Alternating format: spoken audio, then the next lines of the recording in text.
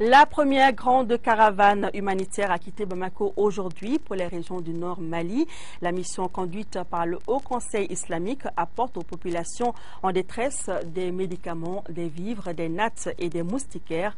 Le départ de la mission humanitaire est suivi par Ibrahima Traoré. Les meetings et les marches commencent à faire place aux actions concrètes pour venir en aide aux populations en détresse des régions du nord du Mali. Cette aide est essentiellement composée de médicaments, de vivres et de non-vivres. 2 remorques de plus de 100 tonnes sont destinées à Gao et à Kidal.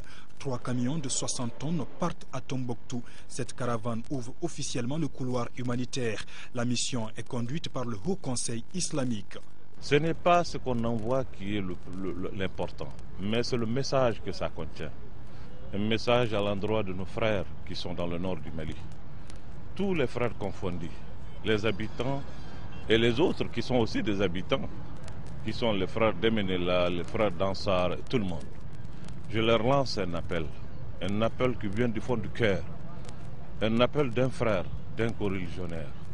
Je leur demande encore une fois, de voir le Mali, de voir notre peuple, de voir cette souffrance aujourd'hui. Ce geste aussi a un enseignement, ce que le peuple malien doit croire en soi. Ce peuple est encore debout, ce peuple encore peut faire quelque chose, ce peuple encore a des ressources.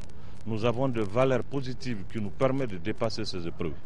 Les différentes équipes sont attendues dans ces régions au plus tard lundi, selon les organisateurs. Plusieurs associations et ONG humanitaires prennent part à ce voyage, notamment le Coren, la Croix-Rouge et le collectif Cris de Cœur. Cris de Cœur et la Croix-Rouge effectuent justement leur deuxième sortie sur le terrain. Des jeunes médecins volontaires sont aussi de la mission pour appuyer une équipe déjà sur place à l'hôpital de Gao. Reste à penser à une partie de la population de Douanza, en 5e région, qui constitue d'ailleurs une zone de transit et d'accueil pour les nombreux déplacés.